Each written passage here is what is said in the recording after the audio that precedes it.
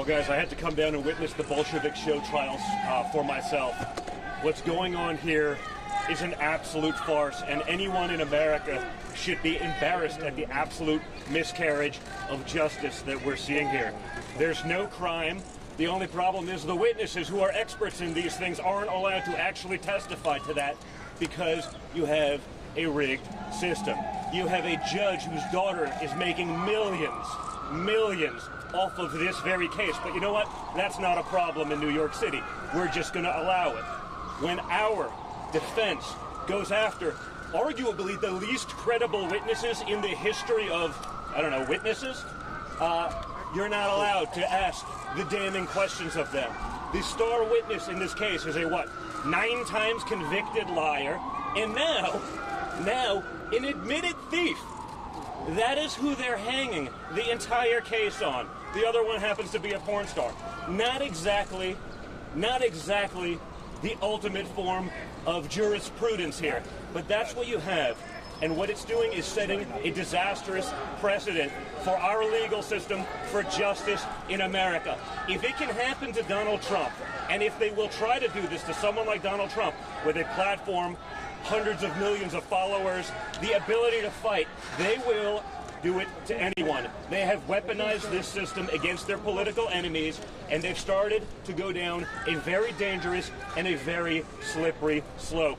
This insanity cannot stand. This kind of bias cannot be allowed to happen in the United States of America or anywhere else. If this was going on right now in a third world banana republic, there would be people screaming about it.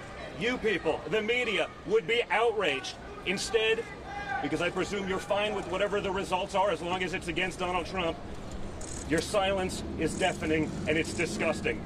This cannot stand and it cannot allow to continue. Don, why'd you feel the need to come down here and vote? Because you have no choice. And again, I wasn't a political guy my whole life. I may have been a conservative. We used to change the skyline of this city. We built buildings.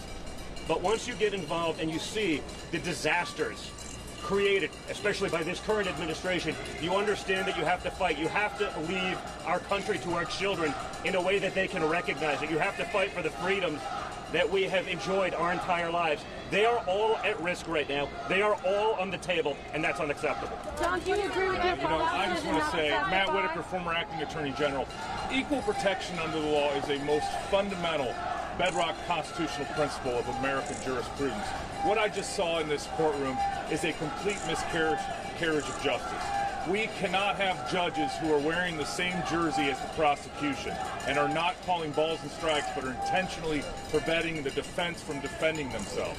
You know, we have witnesses that are liars and stealers. We cannot have this in America. And the fact that this is going to most likely go to a jury trial on no crimes, that this is essentially a referendum on whether or not the jurors like Donald Trump or not, is not the American system of justice. We demand better. New York City demands better. We have the most serious crisis at our border that's causing the most insecure terrorism situation since 9/11. We need to wake up to what's important in America, start paying attention to that. Pam? Thank you. Pam Bondi. Prior to being Attorney General of Florida, I was a career prosecutor for 18 years. I've prosecuted hundreds of jury trials in a courtroom very similar to the one today, yet I've never seen anything like this. A judge is supposed to be a neutral arbiter of facts. First of all, this case was declined by many years from the Southern District of New York, by the Department of Justice, by multiple jurisdictions, yet they bring it on the heels of a presidential election with a convicted felon, a convicted liar, Michael Cohen, who admitted in court yesterday to being a thief. They need to prosecute Michael Cohen now for stealing from the Trump organization. I've truly never seen anything like this. That judge was sustaining the prosecution's objections, meaning agreeing with them before they could barely get the objection out of their mouth. Listen, all the rights here, I'm a prosecutor, former prosecutor, yet all the rights here go to the defendant because it's his liberty at stake, and that has not been happening in this courtroom.